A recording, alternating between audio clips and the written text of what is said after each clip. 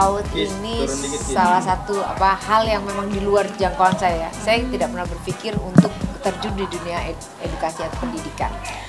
Ini kemarin ulang tahun ke-19 tahun PAUD saya. Jadi playgroup TKA, TKB, daycare. Dan sekarang dari yang berpuluh tahun saya ngontrak, kemarin itu pas setahun kami menempati gedung sendiri.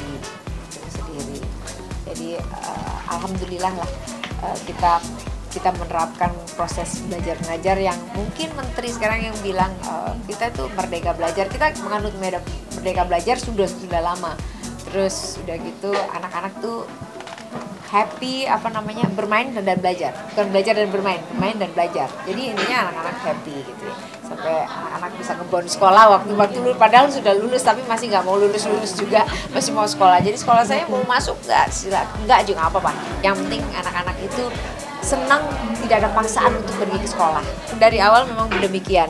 Nah, awalnya memang begitu ya, karena berawal dari 2.500 sampai 3.500 sampai akhirnya menjadi berkembang karena ada bayar seragam, ada bayar buku dan lain-lain.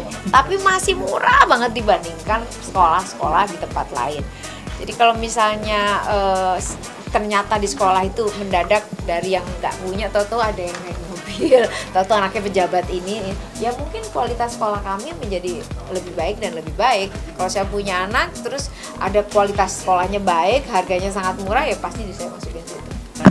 Oh iya, kucing aja bayar. Ya jadi maksudnya semuanya tadinya awalnya memang buat tidak mampu itu kita awalnya itu. Jadi buat orang yang tidak mampu tadinya ya, Pak. Iya, awalnya memang buat anak yang kurang mampu.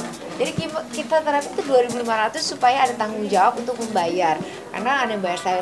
Iya, awalnya dulu. Tapi ini sekolah sudah berjalan sudah belasan tahun, berkembang, kebutuhannya berkembang semuanya. Kita harus pakai seragam biar kelihatan bagus. Kita mau beli buku, terus kita bayar guru, kita apa segala macam ada. Tapi tetap aja murah banget dibandingkan sekolah-sekolah yang donatur saya kan nggak minta ya. Kalau orang misalnya mau nawarin, saya tawarin listnya nih.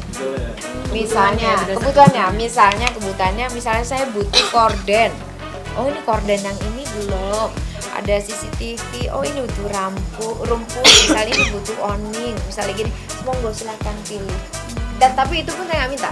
Balik lagi kalau misalnya saya membantu. Kayak seperti kemarin tuh ulang tahun, memang saya mengundang yang sudah melakukan donatur sebagian, jadinya yang bisa hadir karena itu dadakan banget gitu, yang bisa di last day gitu. Saya habis nyanyi dari Mojokerto, bisa datang gitu ternyata. Itu kan kayak Mas Irwan lumayan, dia punya pinjai sendiri, dia bisa datang langsung gitu. Jadi saya memang semuanya tuh kebetulan siapa yang bisa ini ya monggo, yang mampunya mana. Jadi kita buka. Kalau yang awalnya itu mereka menawarkan diri, kami punya CSR khusus untuk PAUD. Jadi dia udah membantu PAUD-PAUD yang ada di seluruh Nusantara. Dia mau niat membantu sekolah kami, ya alhamdulillah kami terbuka untuk itu. Tapi saya nggak mau saya bikin sesuatu terus saya minta gitu. Kemarin aja ini udah di gedung baru, seragam ini apa segala macam. Sekolah, Bunda ini boleh nggak dinaikkan? Misalnya boleh nggak dinaikkan? Berapa? 100.000 sebulan gitu, misalnya kayak gitu. Aduh itu lebih dari itu juga nggak apa-apa masih kayak gitu, karena kita memang ngajarnya, terus tempatnya juga bagus, anak-anak keluaran dari situ itu dapat prioritas loh di SD yang baik-baik. Kita nggak ada tuh kayak gitu, semua langsung direct di sekolah. Dari sekolah tuh juga bagian administrasi itu jelas, kayak misalnya saya langsung ada apa-apa, misalnya mesti bayar, misalnya kenaikan ini atau apa segala macam, saya langsung ke bagian administrasi. Dan kalau misalnya ada bunyi, kayak misalnya gini, sekolah saya udah 2 tahun untuk masuk ke depan udah full. Iya, maksudnya alhamdulillah maksudnya sekolah itu diminati karena memang kualitas dari sekolah tersebut, terus gurunya juga berkualitas. Guru-guru saya guru sarjana PAUD ya rata-rata. Kalau misalnya memang ada yang perlu, misalnya belum sampai itu, kita sekolahkan lagi. Kita nggak ada tuh kayak gitu-gitu, semua langsung direct di sekolah. Dari sekolah tuh juga bagian administrasi itu jelas, kayak misalnya saya langsung ada apa-apa, misalnya mesti bayar, misalnya kenaikan ini atau apa segala macam, saya langsung ke bagian administrasi. Dan kalau misalnya ada bunyi, kayak misalnya gini, sekolah saya udah 2 tahun untuk masuk ke depan udah full. Iya, maksudnya alhamdulillah maksudnya sekolah itu diminati karena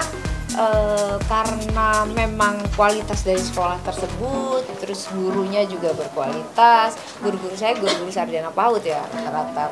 Kalau misalnya memang ada yang perlu, misalnya belum sampai itu, kita sekolahkan lagi. Subjektif sih. Saya bohong kalau saya bilang saya nggak happy, karena kebahagiaan saya ini kan rajin turun ke jalan ya, mau ngurusin banjir, mau ngurusin anak jalanan, mau ngurusin apa, tapi pada akhirnya kebahagiaan yang sesungguhnya adalah pasar bisa bantu. Itu sebenarnya. Seksi toh? Iya. Saya hampir cici. Kalau saya sih biasa-biasa aja ya.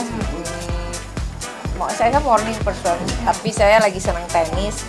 Makanya badan saya lebih kayak nyusut, lebih kelihatan hitam gitu, karena saya olahraganya di outdoor terus pilates kadang-kadang, terus ini kalau misalnya ada Zumba, ada tempatnya, terus nggak jauh, semua itu pertimbangan jauh dan macet itu menjadi satu pertimbangan saya gitu.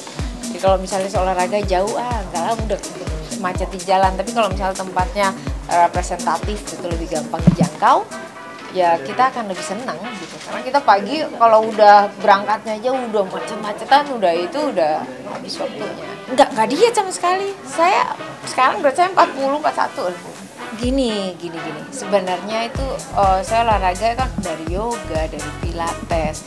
Nah, pas saya umur 50 tahun itu, sebenarnya dari pandemi sih, saya pengen gimana, karena saya pernah cedera kaki dan cedera kaki dan cedera tangan. Kan tangan saya pernah tendonnya dipotong, jadinya olahraga apa yang misalnya nggak cuman ankle-nya doang gitu. Jadi saya harus kalau misalnya pun olahraga tuh olahraga yang gerak semua gitu. Akhirnya saya pikir tenis deh. Tapi pas pandemi agak susah gitu, siapa coachnya, siapa ininya.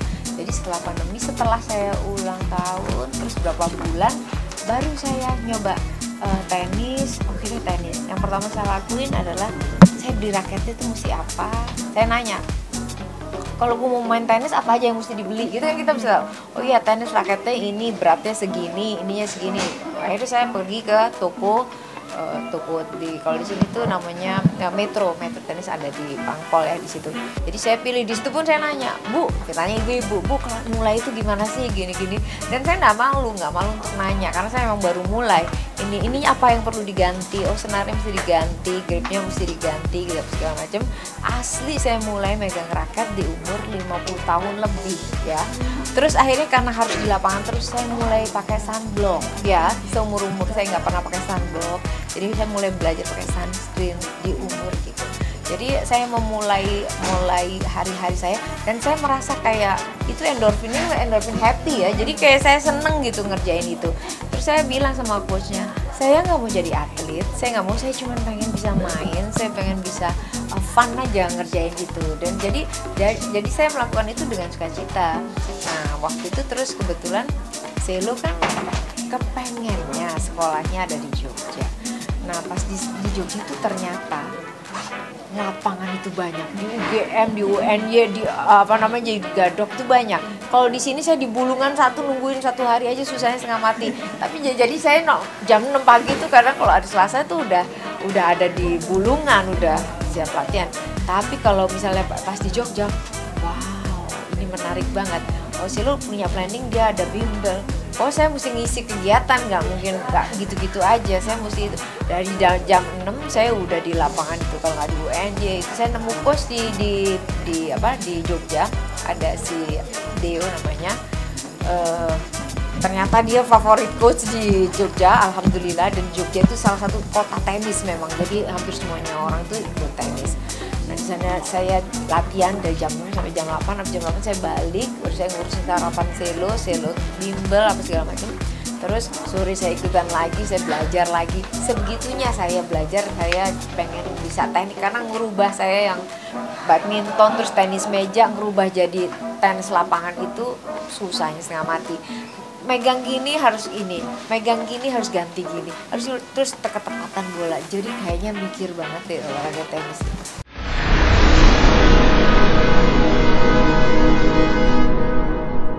Jadi jangan lupa untuk subscribe Cumi Cumi.